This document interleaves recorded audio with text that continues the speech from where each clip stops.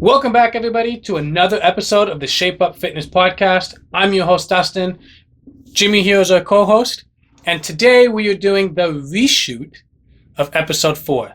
We tried doing this episode on cravings once before, but I was not skilled enough to get rid of the mic bleeding, and I had an issue with my mic, and there was just too much. So we're going to redo it. Because we want to give you guys, good one. Yeah, really good one. It was a really good one. We had a really good conversations, but we're gonna have good conversations in this one too. Like I said, this episode is about cravings and how Jimmy and I try to deal with ours. So let's dive into it.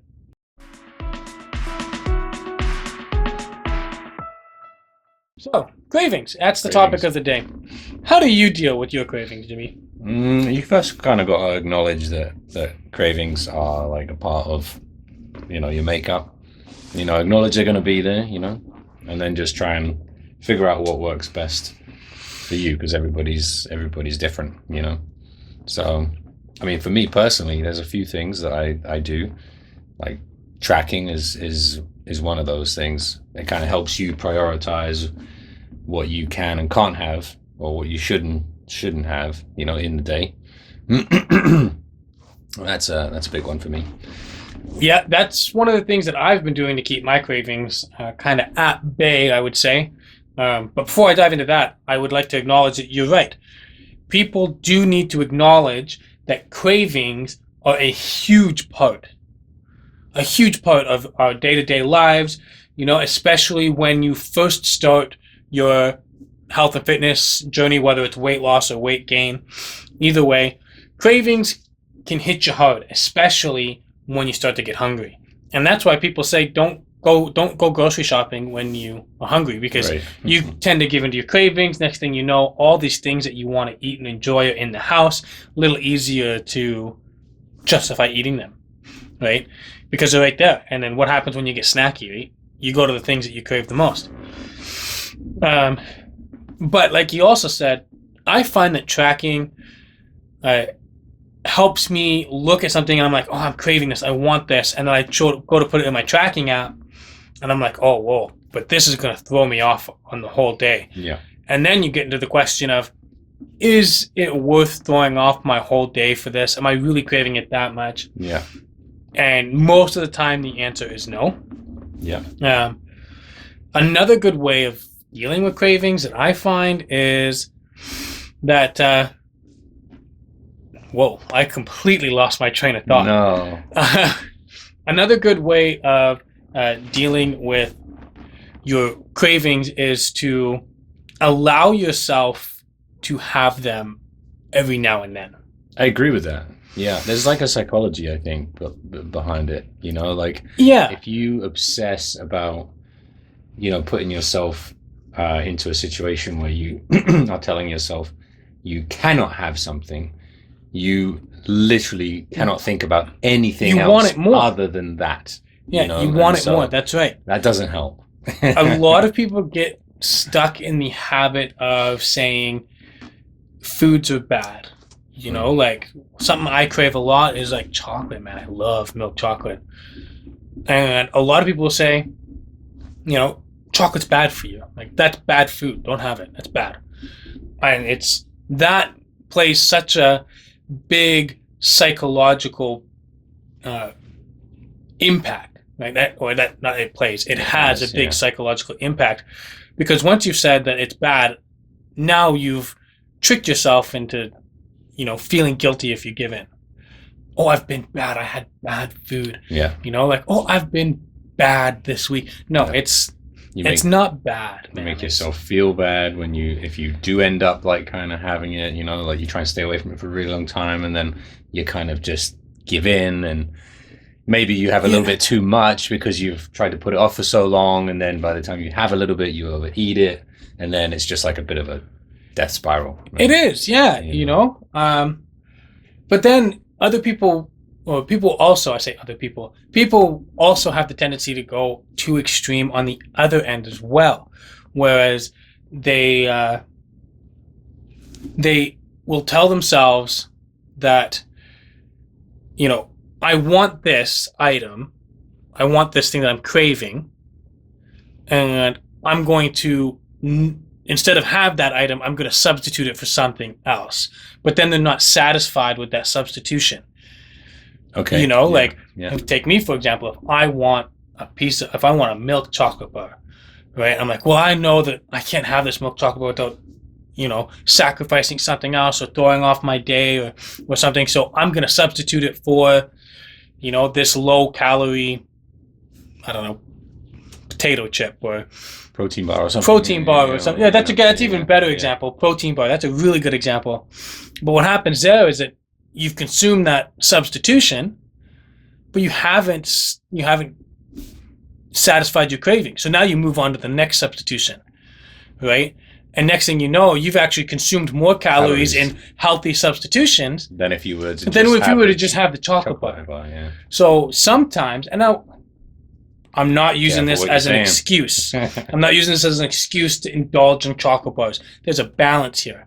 Okay. I know some people hate the word balance, but there is a balance with this statement, with this little tidbit of information. Okay. It's okay to have that chocolate bar. It is. I would way rather someone just have that chocolate bar, satisfy their craving, and then, as long as they track it, make up for it the next day, or still hit their weekly goals. Yeah. And even if they're a little off their goals, if they're in a 500 calorie deficit per day, that's 3,500 calories in the week. If they have that one chocolate bar, and then instead of being down 3,500 calories, they're down 3,200 calories, or some chocolate bars are really high in calories. So let's say you're down 3,000 calories. You're still down 3,000 calories for the week. You've still lost weight. Yeah.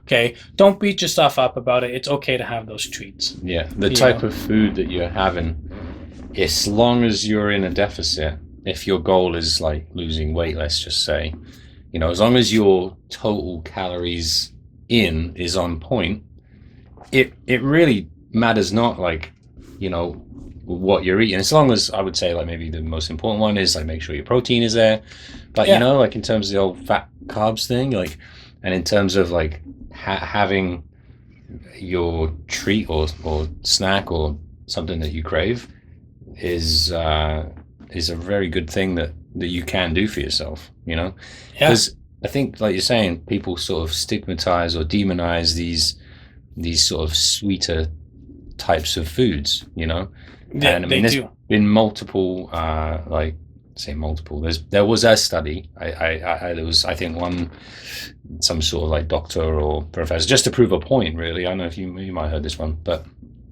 he basically ate just not fast food, but like snack food, Oreo cookies, and stuff that was basically all carbohydrates, all sugars, but he made sure he only ate X amount of calories, which would have been lower than what he needs for his maintenance. Right, so he lost weight. Yeah. Right? Like, I'm not advocating people go out there and just eat junk, right? So long as you're in a calorie deficit. Right, because the ultimate goal is to stay healthy and feel good. And if you ate all that junk food and stuff, you won't be healthy and you won't feel good. Yeah. But the point is, and Sam Sulek says this all the time. Shout out to Sam. I've never met him before, but shout out to him anyways. Big dude. He says this all the time, that he doesn't care if you're eating cereal or donuts or anything. As long as you're in a deficit, you'll lose weight. You will. It doesn't matter what you're eating. Okay? So, and if on the flip side, if you consume more, and you're saying, well, it's all whole foods, super, nutritious and healthy, you will still gain weight. That's right. Like, if you're in a surplus, yeah. That's it. It's literally as simple as calories in versus calories out. Right? Like if you were filling a cup full of water and a cup had a hole at the bottom, if you filled up the cup with less water that's coming out the bottom hole, it's going to empty eventually. Eventually, yeah. Right? If you fill it up with more water coming out the hole, it's still going to stay full. Right? Mm-hmm. It's the same concept. But yeah, and that I really enjoy watching those videos that Sam Sulek puts out, because he gets right to the point. If you're eating all whole foods, but you eat more than what your body's expending, you'll gain weight. If you eat nothing but junk food, but you're eating less calories than your body's expending, you're going to lose weight. Yep. You'll feel like garbage.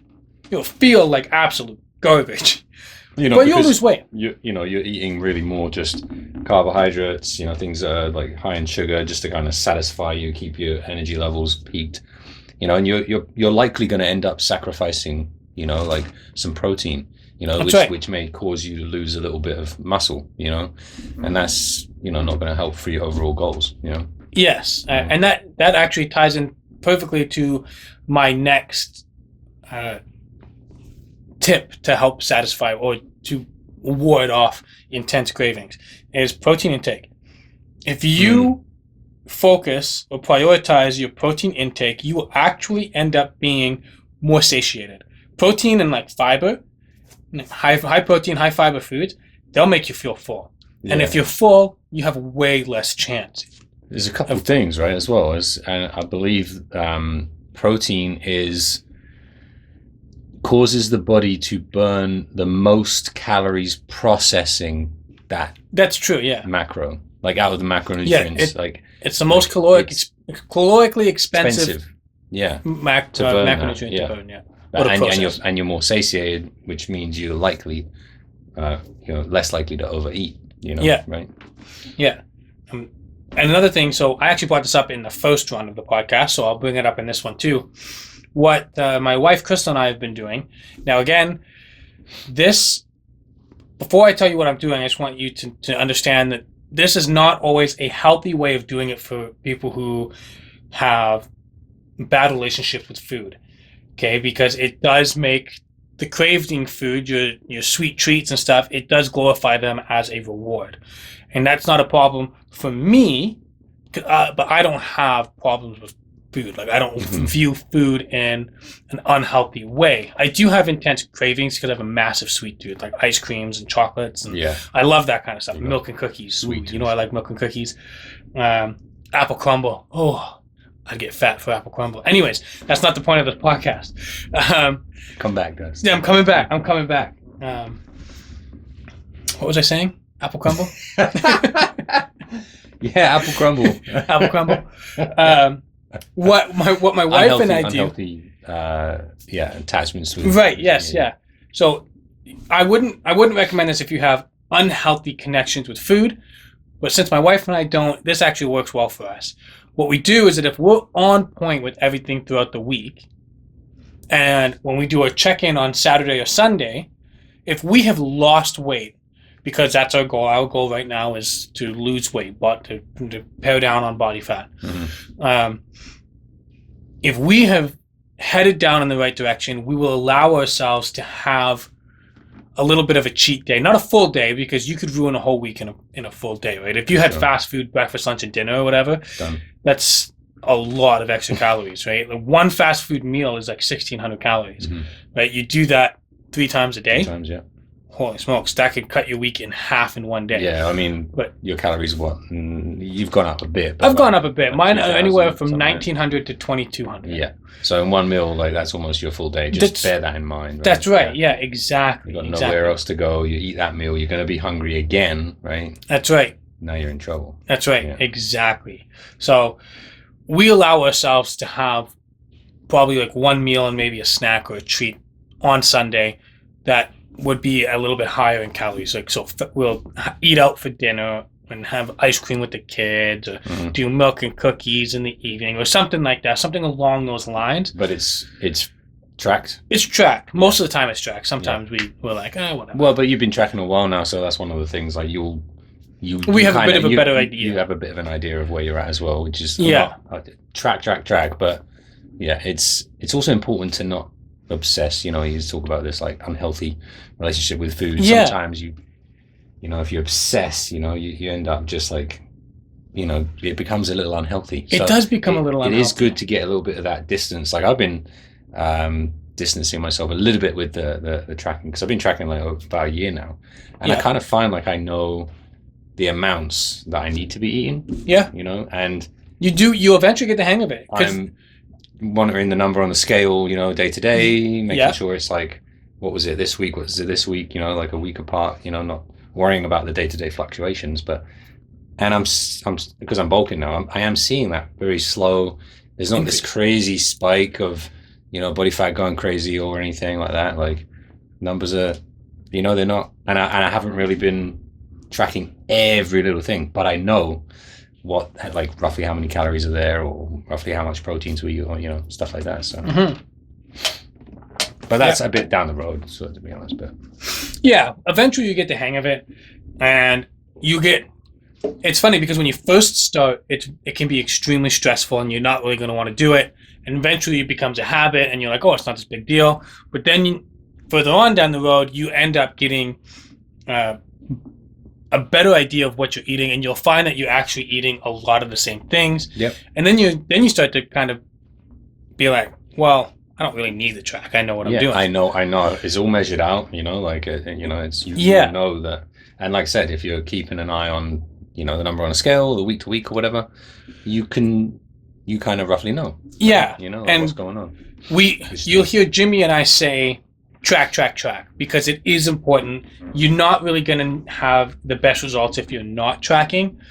But I actually just I recently got a new client that actually has brought up a good point. Okay. She's in a really good spot body metric wise, right? Her body weight, body fat percentage, compared to like her height and muscle mass and everything, really good spot. And I still wanted her to try and learn how to track, which is something she's never really had to do before.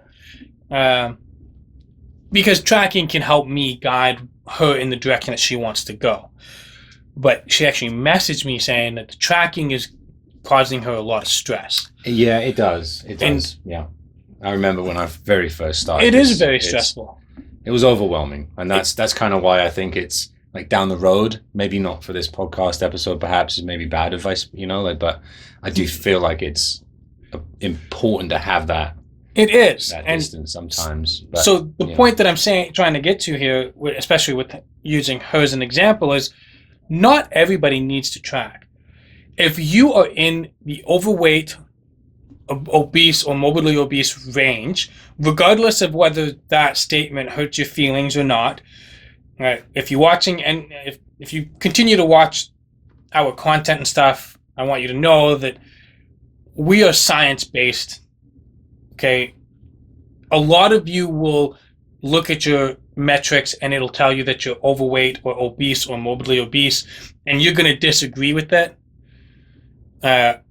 But it doesn't matter if you disagree with it. That's based off science, and we cannot allow ourselves to adjust that based on people's feelings, because then that's how you get a huge population of extremely unhealthy people, right? With really unrealistic points. I just wanted to make that point.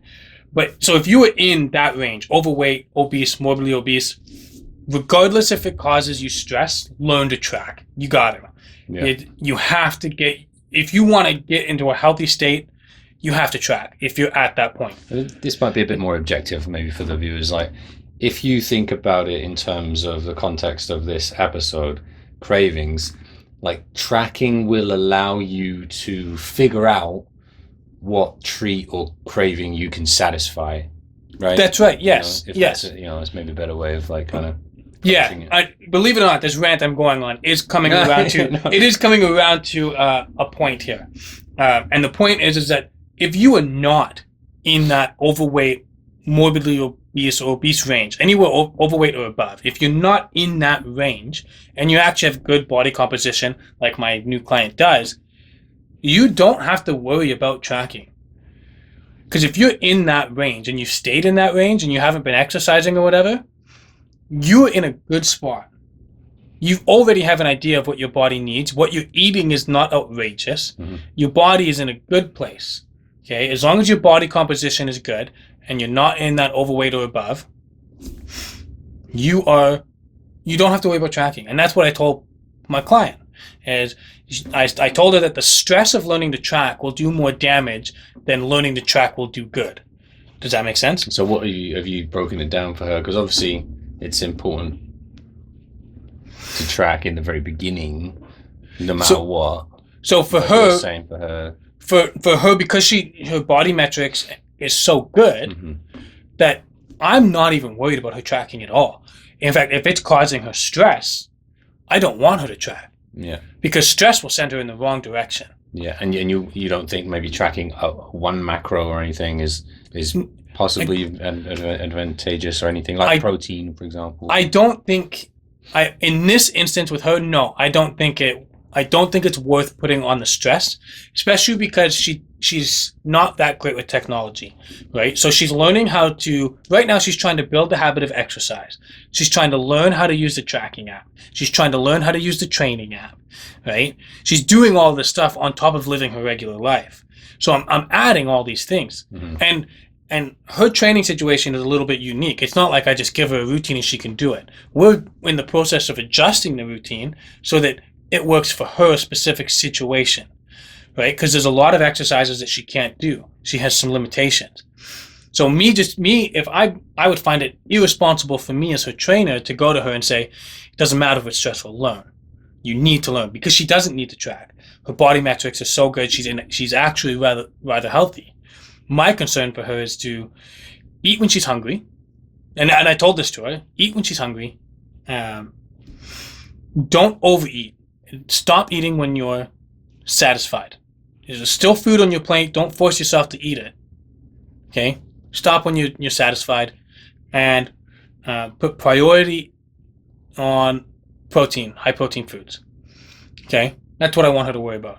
And then focus on learning how to use the training app and getting the exercises in. And I think that she'll be in a really solid spot. Because added stress on everyday life, especially with an individual that already has relatively painful limitations due to like arthritis and stuff, adding that extra stress when her body composition is already so good and her weight is on point, she's just in a healthy state. Now she's just trying to stay strong and keep her body moving, right?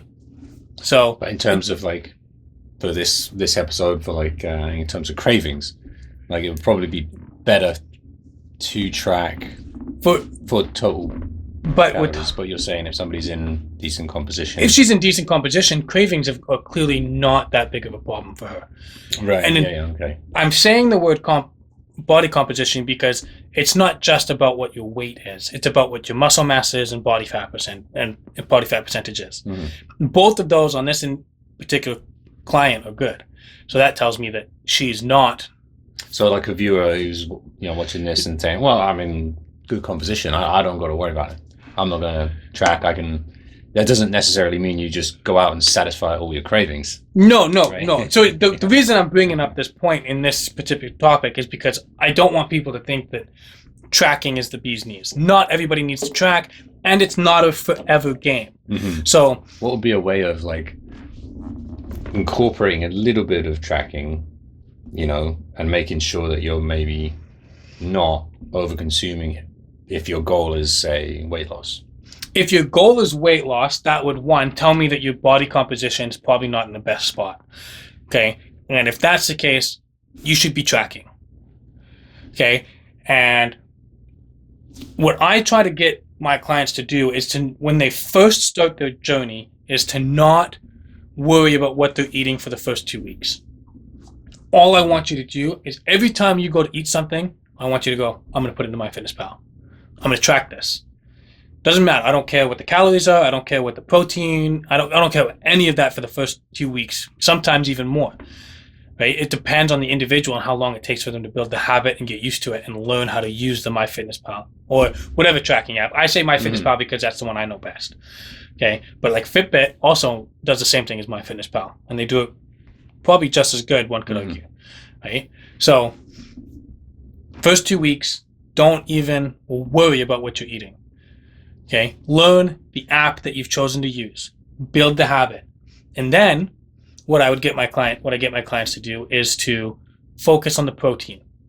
After you've started tracking, now I want you looking at your macronutrients. Don't care what the fats or carbs.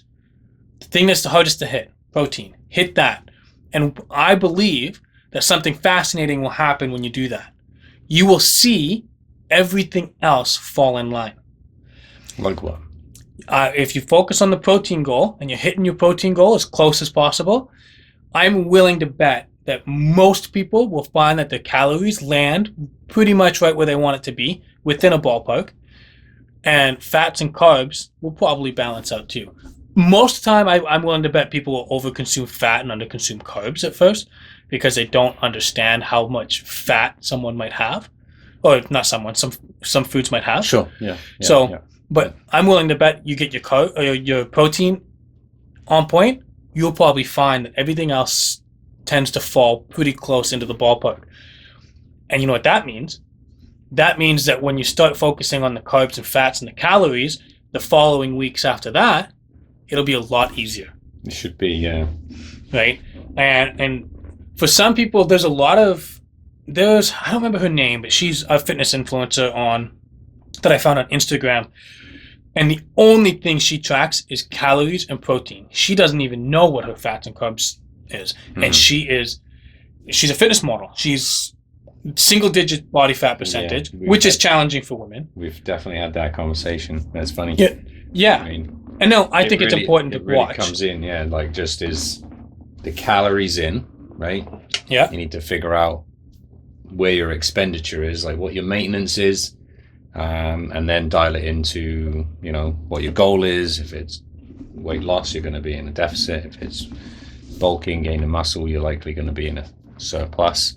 Yep. And once you know where those numbers are, it's it's easier to kind of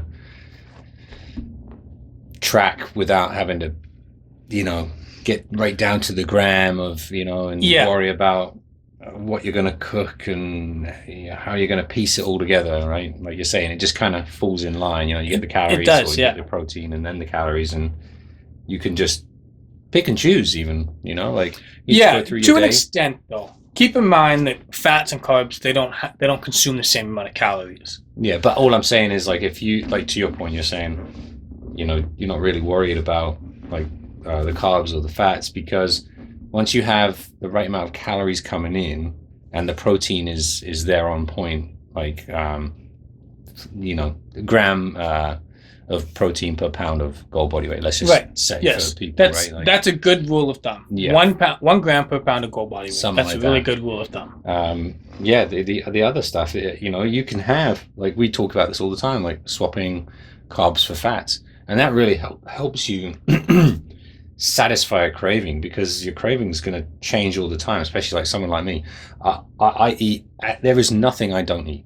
I love, it's like a good and a bad thing, because could eat anything, but it's just that one day you have higher fats and then you cut down on the carbs. So long as your calories in is at, for me, it's what is it now, 2,600, something like that. I went from pretty close, pretty much 19 to 2,600 for a bolt. But I change my carbs and fats all the time, and it's perfectly fine. So long as that calories in and your protein is there, Christ, enjoy a treat, Absolutely. As long as it's tracked within total calories, so that you're in that ballpark of your average daily. Why hold yourself back? I agree, and thank you for wrapping us back into the original. Man. No, you wrapped it back into the original topic. I do tend to rant, which is why I'm so happy to have someone to do the podcast with, because when I'm by myself, man, whoosh, my topic's over here, and I am all the way over here. It's a beautiful thing. I know. I actually rather enjoy it.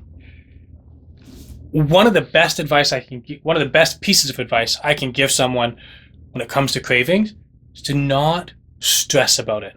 You need to be realistic. Remember, the slogan here is shape up. Okay? That has some meaning to it. I want you guys to take that to heart. You have to make changes. If you're in a spot where you need to lose weight, you're overweight, obese, morbidly obese, wherever you are, if you're not in a healthy spot, it is time for you to shape up, which means you have to make better choices. We're not telling you that you can go and keep eating the same way. You have to change what you're eating if you are in that state. Not just for you, but for your loved ones. Okay, that's the whole point of this. But that doesn't mean you have to stop eating it altogether. Yeah. Okay, let's take me, for example. I don't know if you saw my recent story today on social media, but I haven't told you what my check-in was this weekend. I'm at 17% body fat. Yo. Yeah, down from 19. Crazy. Yeah, I'm really happy with it. You've been consistent, and what's it like? Getting on for close to 2 months, I would say. Yeah, I've been pretty consistent. Yeah. But keep in mind, when I started this, I was at 29% body fat, right? And now I'm at 17%. I went from 29 down to 17, and guys, Jimmy will be a witness to this. I have eaten chocolate cake after chocolate cake. I eat cookies. Yep. Okay, I've had pizza time and time again, Subway time and time again. In this grant, I'm not talking about like in the last month. That's way too much. I'm talking about in the last Since when you were consistent. since I started being consistent, which was around Christmas time, right? So we're almost coming on a year. Yeah. A couple months away, half a year-ish of being like really consistent. That's case in point, though, right? You know, for people is like when we say, I think in one of the previous episodes when we were running into saying that we were going to do the cravings, we were saying it's exciting because you can eat like anything you want. I think it's the right way of saying it. You can eat anything, right? But you just can't eat everything. That's right. You know? That's a good way of saying it. Comes down to like volume, but you can have anything. Yeah, Your carbs, as long as you hit give yourself as much choice as possible and set yourself up for success, right? Absolutely. And it is possible to have these snacks, treats, and satisfy your cravings while still hitting your calories and protein. Yep. Sure, you might have a day where you go over your goal, right? As long as it's a day, you know, like in a week, that doesn't happen every week. That's right. Right? Yeah. It's an average game as well, you know, it's a numbers game. That's right. And that's why Chris and I tried doing this like treat on a Sunday. Right? If we have gone in the right direction. Everything's on point, yeah. Right? Because one, it helps us dial down. And this not just saving our goals, but it also helps with the bank account because holy smokes, these treats and eating out and stuff like that. Chris and I used to do it like once or twice a week. Now it's like maybe once or twice every 2 weeks or something, right? Because if we don't go and we don't eat out every Sunday, we might grab like fast food for lunch and then an ice cream, right? But we're obviously cost effective in mind, right? And I'm bringing up cost of things on purpose because eating healthy can be expensive. Yep. And here in Canada, the last thing people need is for someone like me to tell them to spend twice as much on groceries because it's for the greater good. Yeah. No, we have to do things as cost effectively as possible. I literally thrive on a $10 bag of pre-cooked, pre-seasoned, great value chicken breast, right? Like, that's why I'm bringing up cost for this. Be cost effective. Buy what you can afford. You know, right? You know, just check the packet of the ingredients. You know, at the back. You know, like you're gonna, like you said, the boxes of chicken breast. They are just. Maybe there's a little bit extra sodium or something there. Right, and it's used with canola oil, which I try to stay away from. But again, come on. Look, if that's what you can afford, that's a good source of protein. There's no two ways of looking about it. 200 grams of that chicken breast. Yeah. So the chicken breasts are now like 750-ish grams or something like that. Yeah. Eat 200 grams of that, and you got 50 grams of protein right there. Yeah. Right? Yeah. Count me in. There's still protein. Still protein. Cost effective. Yeah. Right? And when you start, and this has helped me with my cravings actually, is looking at it and not just from my caloric intake, but the bank account expenditure, right? When you look at that and you actually look like, first off, is this treat worth my calories? And then I ask myself, if it is, I do kind of want it and I know I can fit it in my calories. Well, is it really worth the price? Yeah. Right? Because a lot of those things, like, I was waiting for an order at 7-Eleven the other day, and I saw this new Aero chocolate bar. And I didn't want it. Now, keep in mind, I wasn't craving it, so this is a different kind of aspect on it. But I was curious. So I actually scanned it while I was waiting for my order onto the MyFitnessPal. Nice. And this chocolate bar was $6 for one chocolate bar. Yeah. And Some people may be laughing. $6 is nothing. $6 for a chocolate bar is a lot of money. Yes, it is. Yeah. You know how many calories it was? 587 calories for one chocolate bar. Oh, how big was the bar? It was pretty fat. It was like this. They came out with like this. Arrow came out with like a ice cream flavor. So it's got the regular Arrow bubbly chocolate, and then a pocket above that has like a ice cream flavored filling.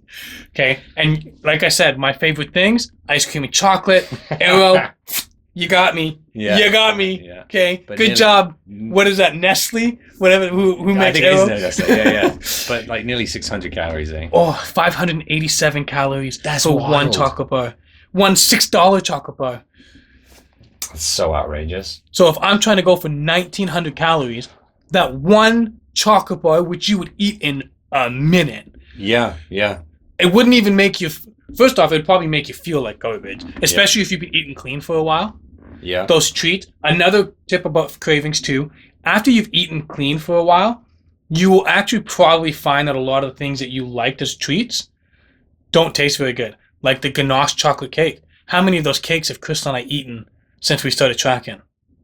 Right? Now, I mean, I know you said that you'd just been put right off. Right off. Yeah. We had one as our Sunday treat. Regretted it. Yeah, you couldn't finish it, right? We couldn't finish. We tried giving it away. Yeah. And we haven't. The thing is, we craved it before. We had a hardcore craving, and that was one of the things we'd be like, oh, if we're on point for Sunday, that was our treat. Yeah. Right? That was the reward. And we regretted it. We're like, wow, that was a massive waste of a reward. And which takes you back to like, oh, well, if that doesn't satisfy your craving, you go to the next thing, right? But we didn't. We didn't go to the next thing. Yeah, no, fair enough. Um, But it's that artificially sweet. You it kind of was so much, you lose the desire or that. You can taste the fake. Yeah, I agree with that. Yeah, You know, you can taste how fake it is. But it's funny you say that chocolate bar. Like I think I remember saying in the first episode of the redo. I remember saying that you were talking about cookies and a glass of milk, Right? And I maybe saying it's just like I like to have 4 cookies or whatever, a nice big glass of milk, or whatever. And it's just like around 600 calories or something, Yeah. Well, what's 1 cup of milk? I Right? think it was like 170 calories. Yeah, 170 like that, right? calories. And you got that chocolate bar, like 587. Like putting into context, like a meal that I would normally like have that I like quite a lot is like these pork chops, right? With just like a different variety of like potatoes, russet or red potatoes, sweet potatoes, Japanese purple potatoes, stuff like that. Yeah. Like if you're looking at like a piece of a pork chop around like 250, 300 grams, total weight, and then you got like same sort of like weight in potatoes, like 350 grams, something like that. That meal is like 700 calories just to, and it's massive. Yeah. And it takes me, 10 minutes or whatever, a good 10, 15 minutes to sit down and actually plow through that, right? Yeah. And you're saying a chocolate bar, nearly 600 calories, 600 calories. Is $6. That piece of meat is on the plate because I buy the whole loin from Costco. Right. Yes. I dice it up. I've done the math. It's $1.80 for a steak for a pork chop. Isn't that wild? It's so crazy. Isn't that wild, man? So the thing that you're saying about like thinking about it from a cost standpoint as well, like incorporating the cost aspect when you really break it down, you're like, there's no way I can buy that for $6. I'm not buying a chocolate bar for $6 when I can have a pork chop for less than 2. Yeah. You know what I mean? Not for everyone maybe, but it's just like. And one thing that gets a lot of people with those chocolate bars and stuff, like if someone who watches this, they're like, there's no way it's that much. And they get all petty about it and they run to the store and they grab one and they look at it, the tag, they look at the calories says 330.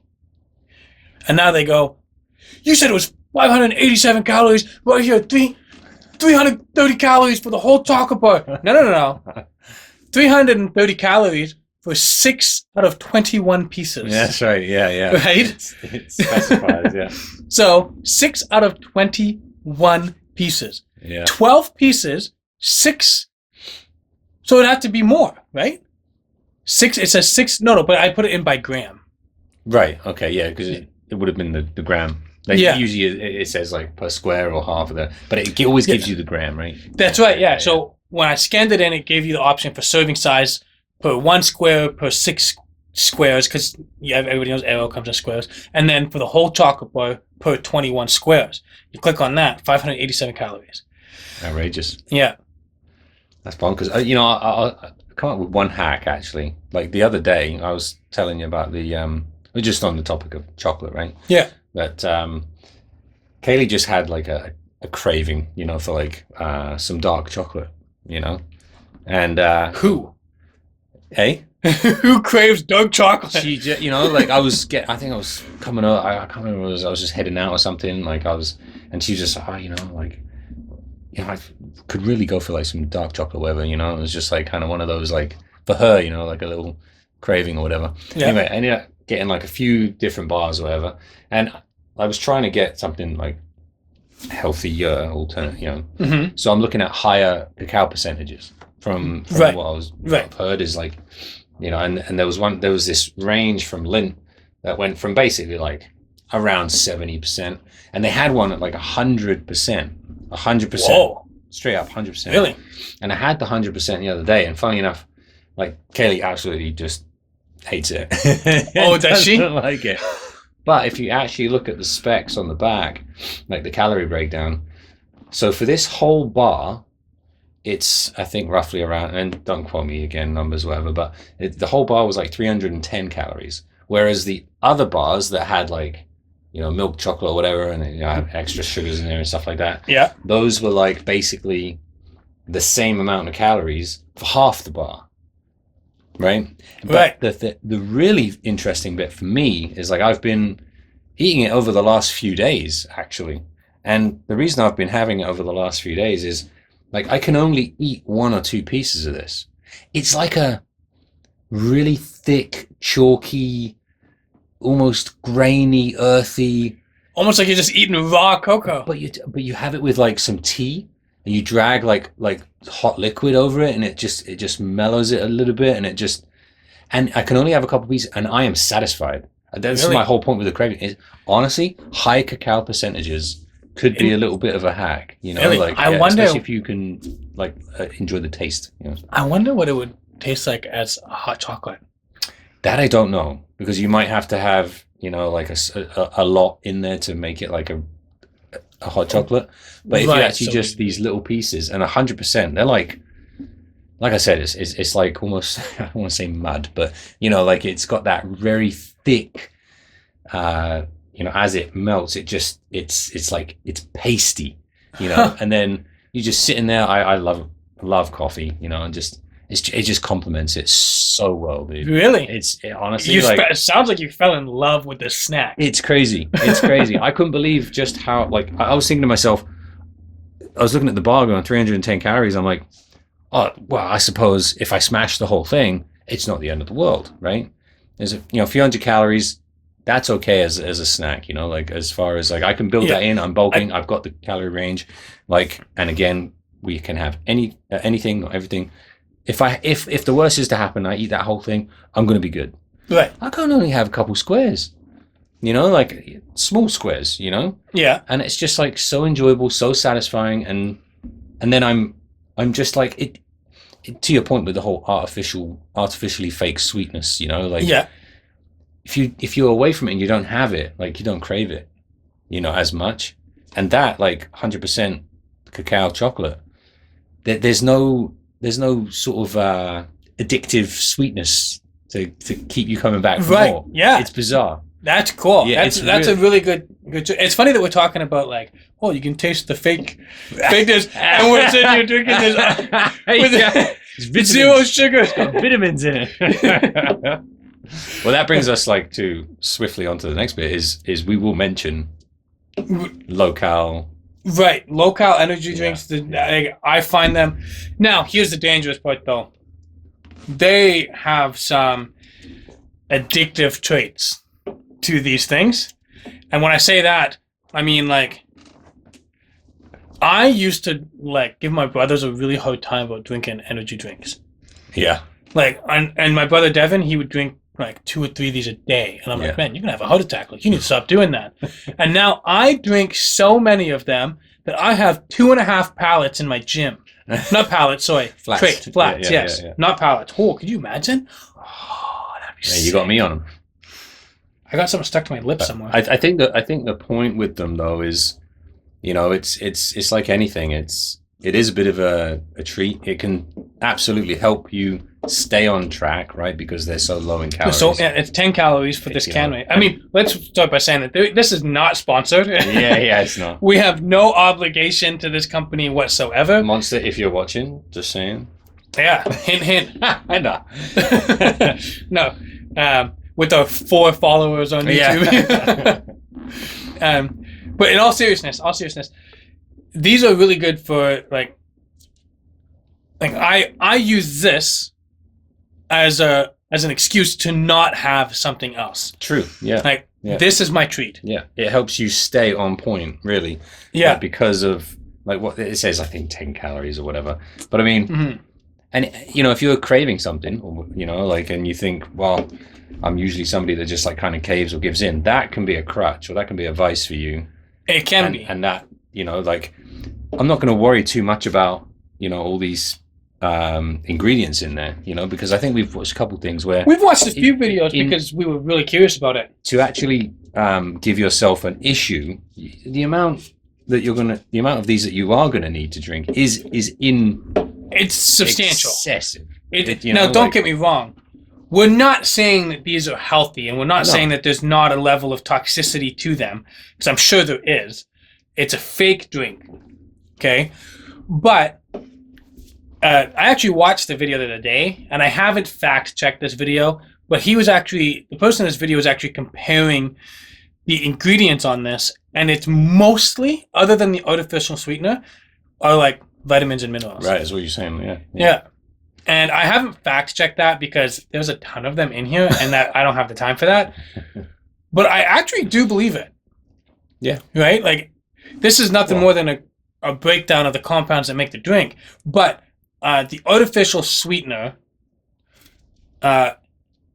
is artificial. Like, there is obviously artificial flavoring in here. But you're saying, like, you got vitamin B6, B12. I mean, 500%, 235%. Yeah. And I know, like, the whole dailies is a whole another episode, sure. But these are great. I mean, and if you are going to enjoy like an alcoholic beverage, which I do, I do enjoy craft liquors and craft beer and stuff like that. And it is a bit of a tricky one to navigate, like, because alcohol really just doesn't help you. It does not help your gains. Slows your metabolism, everything, right? So, but that being said, somebody that likes mixers, they have rum or they have, whiskey or whatever, the mixers that you use can be detrimental because there can be a ton of calories in these mixers, right? Oh yeah, and that can actually save you and help you enjoy a beverage without wrecking the week, because you will, like with some mixers, you absolutely, gin and tonic, for example, like full fat tonic. Yeah. Like, it's crazy amount of sugar in there. Oh, is it? It's unbelievable. Yeah, what you're saying actually doesn't just go for like, so what he's saying is that he's started using this as mixers in his drinks and he loves it. It is good, yeah. If you're going to have like a rum and Coke, use Coke Zero.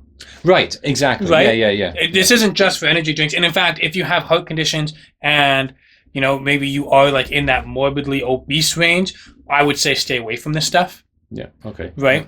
And the reason I say like I bring up like the morbidly obese range is because a lot of people this is something that a lot of people overlook, is that the bigger your body is, the harder your heart has to work. Right. Your heart has to work significantly harder if your body is bigger. It's got a lot more ground to cover. Mm-hmm. Which is why people who are obese or morbidly obese tend to have cardiovascular issues, right? Yeah, and heart issues. These are packed full of caffeine. That's packed full of caffeine. And I did watch another thing that I found interesting about this, is that there's evidence to prove that the artificial sweetener that's in here never leaves your body. So the more you drink, the more that chemical stacks up in your body. But I don't have any. I just watched one video that says that. There's no study showing the level of which of that stays. No, the amount of which that it would start to become a problem. That's right. So yes. Essentially, you would need to drink 10 of these or whatever a day. I'm sure you'd have to. A problem. I'm sure you'd have to drink a lot of them. If it helps you stay on track, on point, these are great. You can use them for mixers in alcoholic beverages. These can stave off cravings, like you're having, just give yourself a little can or whatever. Yeah. I think you feel like you're going to smash a cake or something. You just they're great. These things, especially, I know I got like a couple flats of these, but Crystal was nice enough to actually buy me some of the Vice ones because these cases don't come with the Vice. It's my favorite. That one hits the spot every time for me. But everything in moderation, right? Like if you tried to pound back like 6 of these, one right after the other, that could very well be a trip to the hospital. You know what I mean? We're not saying that just drink these all day. Like, try like just one. Got to really clarify it for people, hey? Got to really clarify for people. The last thing we want is for someone to be like, they said to just drink this to get rid of my cravings. We're shaping up our life with artificial sweeteners and energy drinks. No. Let's just try and keep it to there is a warning on the can for a reason. Read it. Okay? But all we're saying is that these have helped with especially mine. Jimmy doesn't seem to have the same problem with cravings that I have. You have a much higher level of self-control and discipline when it comes to what you put into your body. You have no problem telling yourself no and sticking to it. I have this big problem of telling myself no and then calling myself an idiot and then justifying why I do deserve the treat. You go through the whole... I go through the whole cycle. And that brings me to another point, something else that we said in the first try of this podcast that was very important that I want to bring up right now. When it comes to cravings, okay, nothing beats cravings better than self-discipline. Yes, I'm bringing it right back to the cravings. Okay, I'm bringing it back on topic here real quick. And I'm not talking like, if you're not like, you're like, I could kind of go for this, but I won't. I'm not talking about that moment. I'm talking about the moment where you have justified to yourself why you deserve this treat. And you've put it in the moment where you've put it in and you're like, I can work it in. Those moments are the ones that count. Okay? Those are the moments where you need to be able to tell yourself no. The ones where you've already decided that you want it and you're going to get it. Yeah. And mentally, you've decided you're going to have it. That's right. Yeah. And at those moments, you've been able to pull yourself back and say, no, I've told myself that I will lose this weight. I've told myself that I will take care of my body. I've told myself that my heart matters, and I've told myself this. I'm going to stop. I'm not going to take it. And I've had those moments time and time again. And when I say time and time again, I mean like there's been moments where I have physically held the treat in my hand and stopped it as I went to go take a bite, and I've said no. And you know what? A lot of the times, now you might find this funny. A lot of the times that happens, I will literally stop myself and I'll say, what would Jimmy think? And this goes back to episode 1 where I talk about community, your support system. And sometimes like a support system that cares about you will give you a hard time, right? And I'm not saying hard time like make fun of you or beat you up. Like, I don't think you do that. You help me keep myself accountable. But there's been several times where I've had the cookie and the milk, and I've been like, and like, unless it's Sunday, but there's been times where I've been in the middle of the week and screw this, I'm gonna have it. And then I'll be like, what would Jimmy think? I'm like, what would Jimmy say to me right now? It's midweek.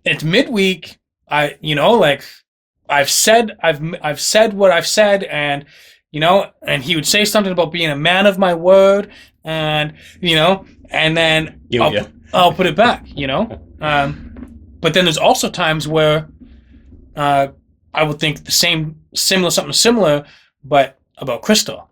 You know, I will go and I'll be like, I've convinced myself to have it, and then I'll think to myself, if I have this, so will Crystal. Right? And she's trying to take her health and fitness and her weight loss very seriously. Right? She's trying to get herself back to a healthy state. And she wants to take it seriously. But if I go and I have milk and cookies, there's a good chance that she's going to go have milk and cookies. Yeah. And let me tell you this. 6 cookies will go a hell of a lot further for her than they will for me. And I've made a TikTok on this already, so if you follow my TikTok, you've seen me say this. If you don't, what I mean by that is that those treats that you're having, and feel free to use this as a way to ward off the cravings. It's bedtime. Is that, That's what that vibration was, yeah. Use it to ward off the cravings. Use it to ward off the cravings. Do you think that alarm turned the phone off? I'm gonna check. Hold on a second, guys. No, we're still recording. Okay, good. Sorry, guys. I had to know. I had to make sure that we were still recording. Okay. Use those treats, regardless of what it is. If you and your significant other, and I'm talking specifically for like a husband, wife, boyfriend, girlfriend, for you husbands and boyfriends out there, those treats go a much farther way for your lady than they do for you, because she doesn't have as much of a caloric expenditure as you do. Yeah. So 500 calories to you may not seem like a whole lot, but 500 calories to her could be 25% of her total daily intake. Yeah. So that may help you keep yourself accountable if you think like, oh, my partner, like, right. Think about, I guess, bringing it back to remembering your why, maybe. That's right. But like, yeah, this is going to affect them. Like, if I have this, that's going to be detrimental to them. Yeah. And the fact that, your partner can't consume as many calories as you is going to be even worse for them than it is for you. Just remember that, right? Exactly. Right? Like, my cut would be a surplus for Crystal. Right. Yeah. Right? So if I've had something that fits within my cut, and then Crystal's like, well, I'm going to have it too. Yeah. Well, now she's gone from a cut to a surplus. Yeah. Yeah. Right? So I will often think like, man, I want this. I'm going to have it. But then I think, but if I have this, then Crystal's going to want it. And then that's not fair for her. Yeah. So I would rather just not have it. Easy. Right? Yeah. So having that community, and yes, a spouse and a partner counts as your community. In fact, if you have a partner that is not willing to partake in your health and fitness journey, it makes it a lot harder. It is, yeah. Yeah. Right? If your spouse wants McDonald's for dinner and you're like, I can't afford, like, I don't have enough calories for that, or I'm trying to eat healthy, and the next thing you know, they're in there eating a Big Mac and you're frying up, some broccoli with chicken, which I had broccoli and chicken tonight with a little bit of sweet and sour sauce. Delish. But you know what I'm getting at, right? I do, yeah. Yeah. Your community makes a difference even when it comes to cravings. Yeah.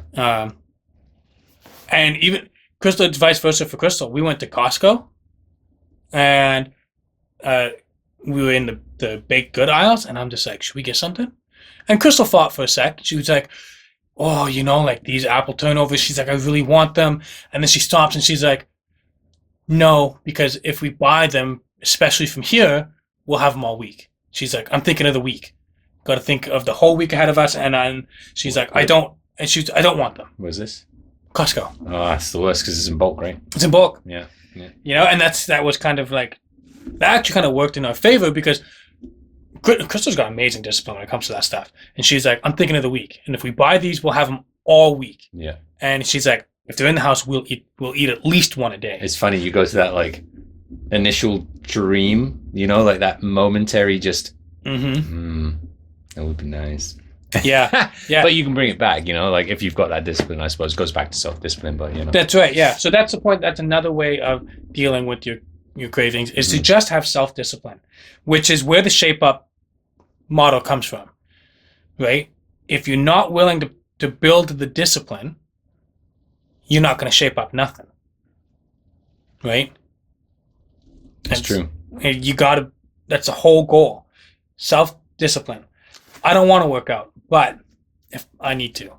Yeah, I mean, if I can shift gears with that idea slightly and kind of turn it into, if you've got a partner like, you know, my wonderful lady Kaylee, I mean, she makes some amazing stuff, you know, like she's very supportive, you know, and just she finds all these different recipes on social and whatnot and just makes them up. Although the cookies that were the last batch of cookies were like full fat, and they're so good. I really appreciate that you did not bring it. Yeah, but I guess to my point is like try and make it. You know, it doesn't have to be your partner. You can do it. I cook too, right? Make your own everything if you can. You know, because you can make some incredible treats that you've bumped up the protein in there, you know, like you've cut down the fat in there, and they are delicious. Yeah. And then you can have twice as much, right? You can eat twice as much. That's right. And really fit it within your goals, you know? Like, it's a really important one. If you make things yourself, like, opens up a whole avenue. There's no shortage of those types of recipes on social media either. Even AI we were talking about last time, right? So on I have the Obsidian newsletter, and I actually use AI to make these meals. And then I challenge, the part of the newsletter is to challenge the viewers or the subscribers to the newsletter to try it out and let me know how did AI do. And you had a couple of good feedback, right? So far, it's batting 1,000. Yeah, the AI has made some good recipes. People like them. High protein, right? And so far, everybody loves them. So if you haven't subscribed to the newsletter, I haven't done the newsletter in about 2 months, but I'm going to work on that for this next month. Yeah, but you are getting it. You're going to get it done. Yes, I'm going to get it done. Yeah, just been busy. But yeah, go to the newsletter, sign up for it, and try some of these recipes. Try the fitness challenges. The fitness challenges I do are designed for like beginner to intermediate kind of levels to help people just get moving, right? So try those. Try them. Let me know what you think of the recipes. That's the whole point. That's why I'm using AI to do it. Yeah. Because I believe that AI is not the enemy. It is the friend.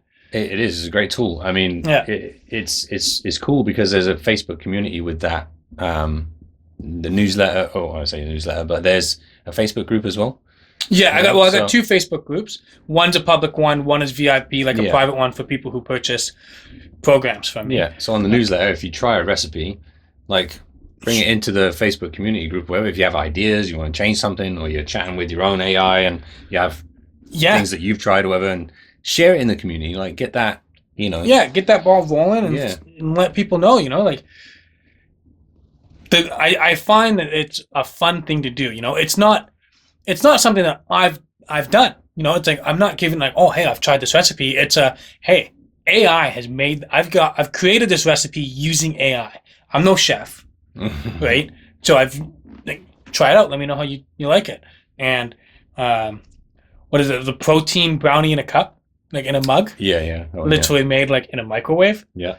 And a friend of mine tried it, and she messaged me all the way, and she's like, that brownie in a mug was next level. She added some ice cream on top, so it wasn't like 100%. Make it your own, Yeah, make it your own.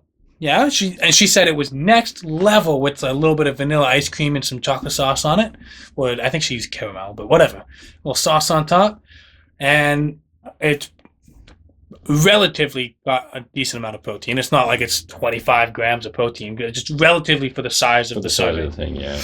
But yeah, that kind of stuff will definitely help, but only if you got time. Like if you start telling yourself, I gotta work out this many times a week, and then I gotta I gotta meal prep, and then I gotta do all my own baking, and like I want a chocolate bar, so now I gotta make my own chocolate bars. And no, you only have so much time in the day. Well, especially if you're a parent and have kids like you do. Right.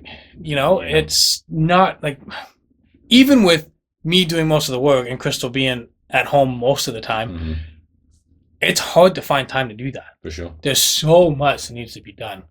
So much that needs to be done all the time.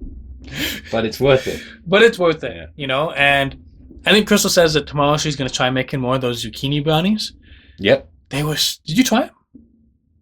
I tried the pumpkin something or other she made the Oh, other right. day. Yeah, she made the pumpkin cookies. But, right, so she made a zucchini brownie. I was going to say, I thought we made a zucchini brownie way back. You did. That was the one. So you made the one, and then that was the one that you were saying that Kaylee wasn't very happy because it turned out dry. Okay, yeah. That one was really good. The one that Crystal made, it didn't have like any protein powder. It wasn't like a protein brownie. It's just a healthier version of a regular brownie. Oh, it was so good. Well, the zucchini's got so much like moisture. It was nice, moist, delicious. Eh? Oh, yeah. I will admit that day we ate a little bit too much zucchini brownie. It literally didn't last the night. No. Yeah. It was like by the time we went to bed, there was like this much left, and it was like this much of a slab. I think she gave half of it away though to the neighbors. Yeah. So we had about this much of it, and then by the end of the night, there was like this much left. So good, nice. Oh, when it just came out of the oven. But imagine making like a full fat version like of that without. Oh yeah, it would just destroy you. I know. I was saying, just a minute ago, like with, Kaylee making the cookies. They were like 270 odd calories per. Yeah, that's what you were saying before. That's a lot of calories per cookie. Dang. But you know what, man?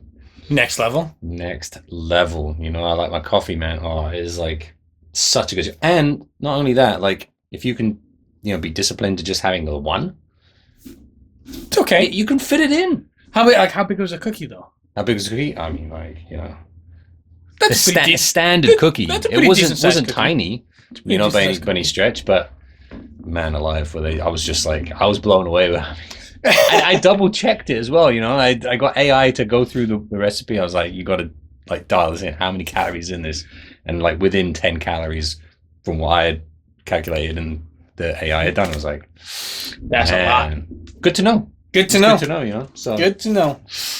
That was good stuff. What else have we got on the cravings side of things? I think we've covered a decent amount. I think we've covered a decent amount. We got a little sidetracked a couple times, but that's okay. It keeps the been a while since lively. we've done a pod, so it's kind of felt. It has, yeah. I've been so busy, but I really want to be hammering as many of them out as we can. Like, look how naturally we're talking right now. It's really nice. Yeah. It just, and I'm glad we dialed in the microphone with just the one. I think it's way better. Yeah, it's just it's a little bit more open. We don't have the mic like right here, and I'm not gonna have to worry about the mic bleeding, man. It was so stressful trying to figure out I was just how to edit it out. And I'm like watching all these videos on how to do it, and it was like, oh man, I'm gonna have to snip out every single piece. Yeah. I'm like, no way. And then I tried doing like an audio gate, but then it was like, every time. Like, sometimes you would talk just slightly softer, so then like your words were broken out. So it was like, we'll just redo it. And then of course I had the cable that wasn't long enough, so it was swinging, and so it just kept breaking out the mic. Yeah, not awesome. So I'm glad we dialed it in with this. This of course has nothing to do with cravings. This is just us talking. I mean, I hope it's been a helpful podcast I hope terms so. Of cravings for people. I mean. Comments, like you got questions, put them down below. Like obviously get them in. We love that. I mean, you love questions. I love questions, man. If you have questions about it, put them down below. Some people might not struggle with cravings at all, but a lot of us do. A lot of us struggle with cravings. Don't feel bad because you have cravings. Don't feel like you're weak-minded because you have cravings. It's normal. Having cravings is a very normal thing, and it's just something you have to work around, and you do have to build that discipline. There's not very many tips and tricks to give other than just don't give in every single time. Yeah, and don't demonize certain foods. That's right. Don't restrict yourself, because the best way I could say it is don't stress yourself out over it. Because if you stress yourself out over it, even if you don't have the treat, even if you don't give in, but you've stressed yourself out. There's a level of damage that the stress can do to you I mean, maybe I'm wrong about this, but could be just as bad as if you gave into the craving. Yeah, especially over like consistently over time, you keep carrying on doing that to yourself. Like, stress is not. Stress is How long do you expect someone to go telling themselves no? You may say this person may last a week, maybe 2 weeks of being like, no, I'm not going to give into my cravings. How long is it going to be before they're just like, screw this, it's not worth it. I want this. And then they go back with a vengeance. Right? Yep. Feed your craving. I would way rather you just give yourself that little, satisfy that craving. Don't overdo it. Track it. Make sure it fits within your goals. But give yourself the real thing. Don't try and substitute it with a bunch of stuff that's not going to satisfy you. If you find something that could be a good substitute that does satisfy it, awesome. Huge win. Yeah. But if you try to substitute it, and the next thing you know, you've eaten 6 different substitutions, and you're still not satisfied. And you're still not satisfied, but you've consumed twice as many calories and substitutions as you would if you just ate the regular thing. What was the point? Yeah. Right? So... And that's why it's so important to not demonize and not I think we mentioned this last time with fad diets and stuff, Just don't restrict yourself. Give yourself that flexibility and have that variety because, like you can have anything you want. Why not? Right? Like as long as it's factored in your calories and stuff like we've explained. But don't restrict yourself. Restriction is not sustainable. It's really not. And you'll have some people there's some hardcore trainers out there that will tell you to go through your counters and cupboards and throw away all the stuff that they think is trash and stuff. I don't really believe that. I mean, if it's stale and expired or whatever, then obviously throw away. But don't waste food, man. Yeah. If you got those things in your house already and you're just starting out, and you crave them, this is where the building the self-discipline comes in. Keep them to the side. Keep them in a special cupboard or on top of the fridge or in the pantry or on its special little corner. And give yourself that little satisfaction every now and then. Yeah, give yourself some goals. You've hit the goals. Have a little treat. Make sure it's tracked. Keep it within the calories. That's right. And live your best life. Yes. Yes. You can hit your goals and eat your cake too. You can. I've proven it. You have. I've proven it. I've eaten lots of cakes and I've still got from 29 down to 17%. And there's so many really high intensity influencers that will almost try and make people feel guilty about giving in to the cravings and eating the cookie or something like that and be like, you're weak-minded because you ate the cookie. Dave Goggins or whatever. David Goggins with that. Was he a comedian? There was the Asian guy. Kind of chunky one. Yeah. I mean, he's funny as well. He is funny. Now, he is overweight. Yep, for sure. Right? And I think it was like a skit. Almost. I don't know. Dave got heated. Dave did get heated, but I feel like the comedian was like he wasn't offended, but he was coming across like all upset and stuff. But I was like, he was playing it a little bit too hard. I felt, but I wonder if it was a skit or not. But there was 2 sides. I was like, I agree with like kind of both. I agree with both. I was like, it's 2 extremes, but. Hey, the one part on it, because I watched it, I actually saw this the other day, and I watched one that was a little bit more extended that I had never seen before. Of the same interaction. Yeah. And I had only ever watched like a short clip of it, but like this one was actually an extended clip that I had never seen before. And at one point, the comedian, he's just like, I'm not that fat.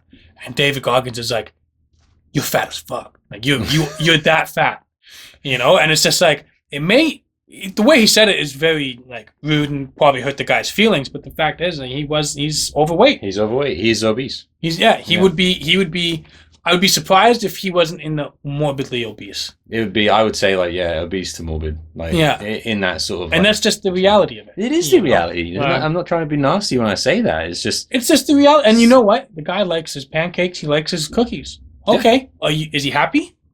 Cool. and nobody's telling him. I'm not saying he has to do things a certain way. No, Like, it's his life. Don't go around telling yourself that you're something you're not, right? Yeah. Anyway. But to David Goggins' point of that, Yeah. is that one, I don't necessarily agree with his level of intensity in the way he's like Yeah. talking to the guy. Agreed. I'd say the same. But Yeah. at the same time, I do love David Goggins' level of discipline, and he is right. You don't need to eat that cookie, and I think that he is right that the comedian, for his own health and well-being, he should reduce that amount of stuff that he's eating, and he should exercise, and he should try and lose weight. That's my opinion. But reduce, not eliminate, right? Reduce, not eliminate. That's right. You know, like if I were to be on that podcast, you know, even if I was at my 10% and shredded, and you know, and I have this message that I'm trying to tell people, like, you do need to shape up your life. If he was like, "Do you want a cookie?" I'd be like, "Did you make it?" He's like, "Yeah, I made it. I'll have a cookie." Well, it depends how big the cookie is. If he brings in a whole friggin' cookie sheet and it's all one cookie, I'm not going to eat that much. Right. But, you know, like, hey, it's okay to eat the cookie. And the thing is, David Goggins would still be David Goggins. He would still be a total badass, and he would be just as shredded and just as strong if he had a cookie. And I don't really believe that he does not eat cookies. I think that he doesn't eat, like, intensely bad cookies. Maybe some, like, good protein cookies. I bet you he eats them. Sure. Yeah. Well, I mean, and then you have other influencers that are like, your food doesn't need to taste good. You know, You're it's not just eating it for the taste. You're not eating it for the You're eating it taste. for the results. That's right. And I just, whenever I see that, I'm just like, I know. I mean, like, what message are you? Maybe they're trying to send that message to a very specific niche group of people who are trying to be high-end competitors. But even at that level, like, you can still eat your food and enjoy it. I don't get it, man. You can still season up your chickens. You can still add a little bit of sauce, as long as you're tracking it. Yeah, sure. You know, and like, I it's one thing I simply don't get. Eating is one of life's greatest pleasures, right? it is. And you get to do it multiple times a day, and it should be the highlight of your day, right? You know, you should enjoy it. You really should enjoy it. It can be enjoyed, and there's no taboo. There's no, you know, right nor wrong. Like, there's just certain principles and fundamentals that you need to make sure are in place.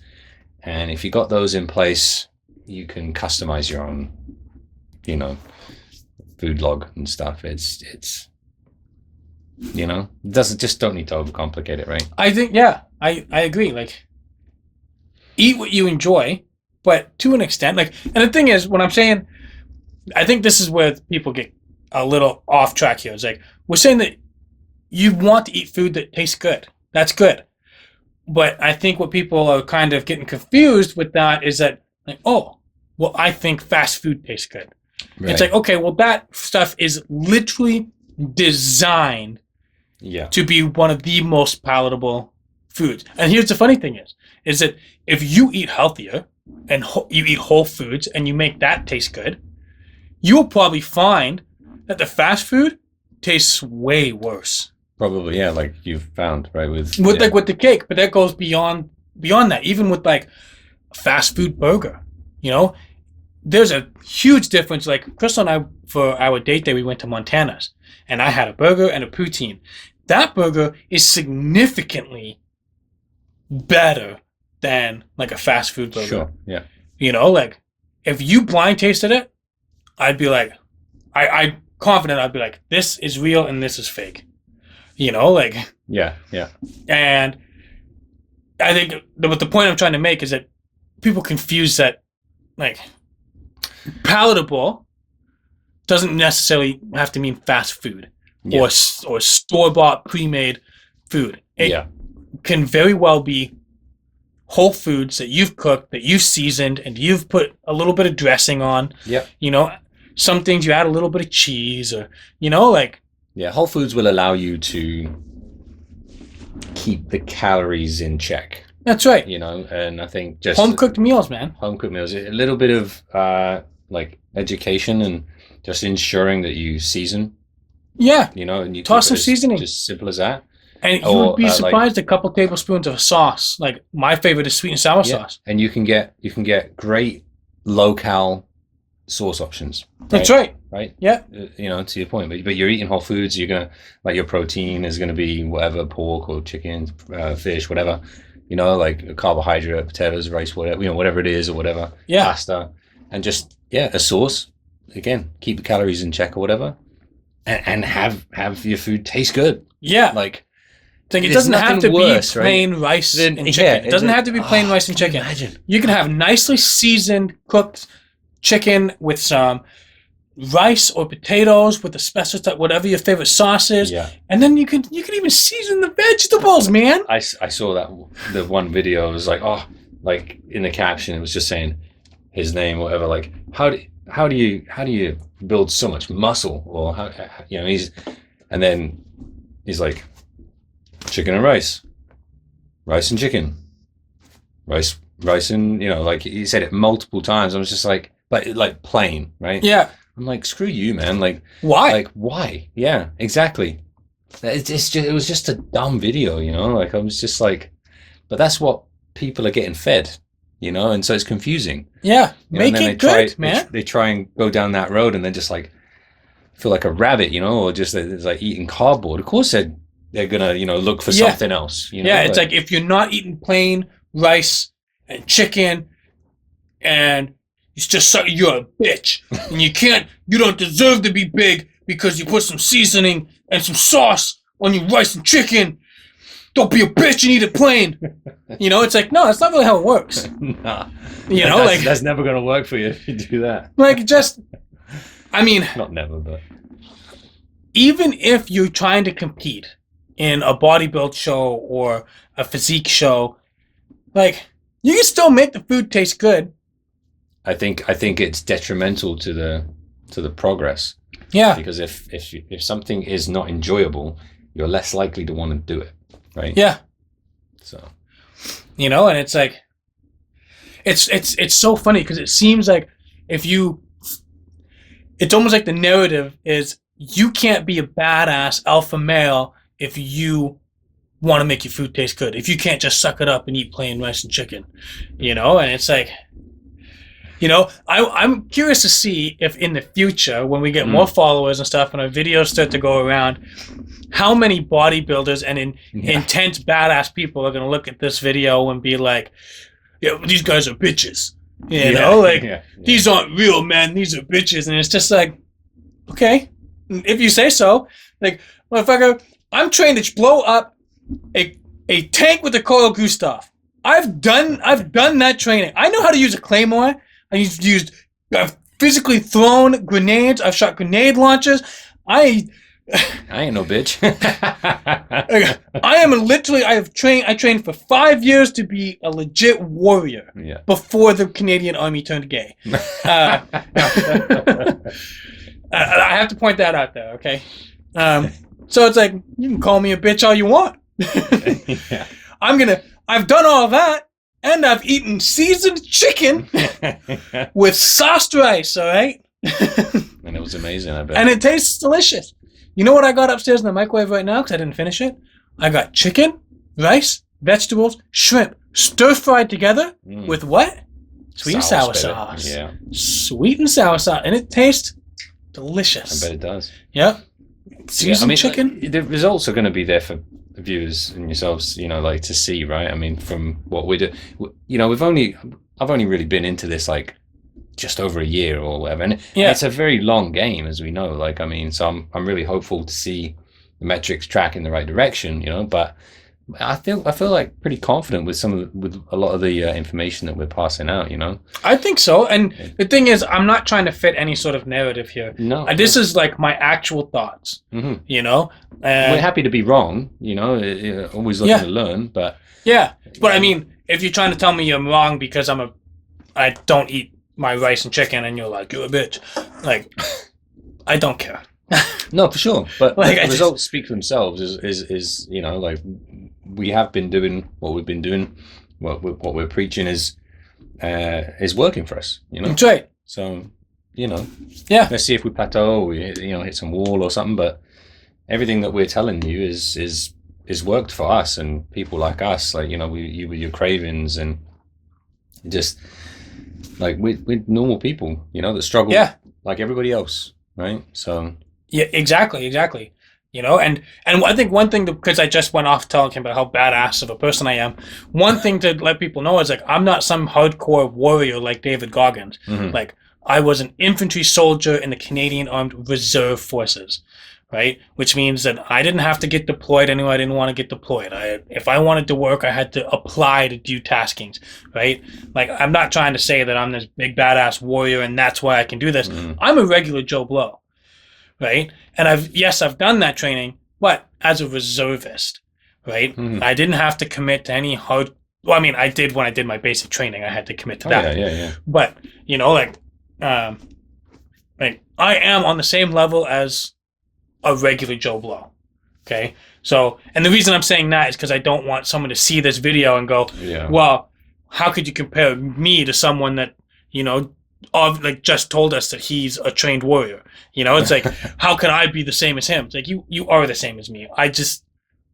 I literally joined the army for 5 years, did the training, worked with them on, But you still got a sweet tooth.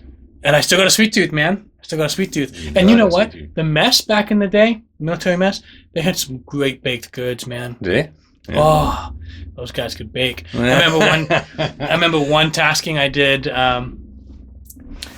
and it's funny because I went in this tasking. It was a live fire exercise, and here in Canada you can't do live fire exercises, so you have to go to the States. It's a joint thing. Interesting. So I went to the States thinking I was doing this live fire exercise, and this is when I'm like pretty much fresh out of my basic training, right? So I'm like, sweet, I got trained on all these, you know, like all these different weapons and stuff, and I'm like, now I get to go and actually shoot them and do the fly fire exercise, and you know, I'm going to be able to use the 50 caliber, and that was one of the things that they told us to go on this exercise, because in the reserves you have to be convinced to go.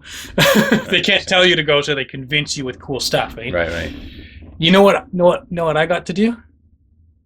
I got put on kitchen duty. No. I got put on kitchen duty the whole time. Now, don't get me wrong. The chefs I worked with and stuff were pretty badass people. Yeah. They gave me all the chocolate milk I could ever want. But I didn't get to shoot a single round of nothing. I was on kitchen duty Brutal. the whole time. You're peeling spuds. I was washing dishes. I was peeling potatoes. I was sweeping floors, mopping floors, wiping tables, serving food. Legit kitchen duty. I was put for the whole weekend. Oh man. Oh, not even a weekend. It was a whole week. Man, you got duped. I know. I was like, this is bullshit. And then everybody else in my unit, I think it was me and one other person in my unit that got put on kitchen duty. And it was because we just got out of our basic training. Right. Okay. Yeah. And so it was just the two of us in a whole unit that got put on kitchen duty. Everybody else got to go do this live fire exercise. The only time I got to shoot a live round is when we went to the range, when we first got there to do a weapons check and stuff. So I had one range day, and it was the same. Like, it was not. The difference is that in a live fire exercise, you're actually in the field and you can run. It's like real bullets, real scenario. Just obviously not shooting real people. Mm-hmm, In Canada, when you're at the range, you're behind the firing line in a firing line, shooting in one direction. And that's what I got to do when I got to the States. Got to stand behind the line. I got to shoot my weapon. And then they were like, all right, kitchen duty. Kitchen duty, get out of here. All week. So, and then everybody's got, man, we got to shoot the 50 cal today. And, you know, one guy was just like, and this guy's like 5'2", right? Little guy. He's just like, oh, I got up there and I was like, no. He's like, I took out like half a mountain, man. He's like, obviously that's an exaggeration. Sure, yeah. And they're obviously just rubbing it in because I'm kitchen duty and they get to go do all this super, like, they're like doing door breaches with live, like, door breaching charges and and like just the coolest stuff. Like the reason I joined Meomi. And kitchen duty. There you go. I mean, how does that all tie into cravings? And it doesn't. No, it doesn't. No. I just wanted. Hey, man. I wanted to tell my story. Yeah, absolutely. Wind down, I think. Oh yeah, I guess we should probably finish her up here now. I mean, some good information in there. If there's anybody that got some questions, I mean, leave them in the comments. You know, like any kind of like Facebook community groups. Yeah, the public group is for anybody. When I post this video, I'll try posting the link in the description below. Leave your comments. If you found this either useful, educational, or entertaining, give it a like, give it a comment, and subscribe to the channel because we will be pumping out as much of this as we possibly can. We're both busy people, but we will do our best because this is what we love. This is what we love. And I look forward to seeing how many people call us bitches for not eating plain rice and chicken in the near future. And next episode is potentially... Oh, right, yes. The next episode. Stay tuned for the next episode. We will be talking about the importance of mobility and flexibility in a workout routine and how you can implement it without risking your muscle gains. Yeah, it's a pretty important piece of the puzzle in terms of like, you know, fitness, nutrition, like these things, you know, like there's a handful of them, but like mobility is something that we haven't really put much. We keep telling ourselves it's important and we keep putting it off, and what keeps happening to us? We get injured. We keep getting hurt, man. Yeah. Like the reason we're doing this topic is specifically because Jimmy has hurt his back quite bad, and now he's got to spend the next 2 weeks not lifting hardly any weight at all. Yep. And he's sad about it. So yeah, at the end of the day, like body fat's going to go up. You know, I've got to try and adjust my calories because there's not as much expenditure going out. All these things have to change, right? Because I have to take the time off. Like that's right. We're here to progress, not injure ourselves. You know, like the lower back. Like as I'm going to the chiropractor, as I learn more, I'll tell you more. Because I don't really even know what's going on right now. All I know is that there's pressure in the lower back. It's got to a manageable point, but I know it's because of mobility, you know, and it comes down to core strength, I think, as well, which we'll probably get into as well. But. Yeah, we'll get into a bunch of different statistics. For example, when you do mobility work and you work on your flexibility, even for the most extreme athletes, studies have proved that the performance could increase by a significant percentage. Now, I'm not going to pretend like I remember what the percentage is off the top of my head. I think it's something crazy like 30. They say that performance could increase by 30%. Unbelievable. Or something like that, just from having good mobility and good flexibility. Yeah. That's what our topic for episode 5 is going to be. I really look forward to it.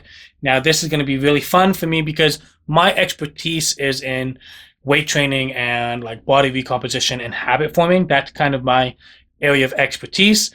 And I have basic knowledge of mobility and static stretching. So I'd be very interested to dive into this topic a little deeper, do a little bit more research, because I would love to learn more exercises about not just because there's a difference between mobility and being flexible, right? And they have different exercises that you do to accomplish both things, right? So just because you're flexible doesn't necessarily mean that you are mobile. So something to keep in mind. Thanks for watching, guys. Again, like, comment, subscribe, and we'll see you guys next time for episode 5 on flexibility and mobility. Thanks for watching, and don't forget, it's time to shape up. It's time to shape up, bitch.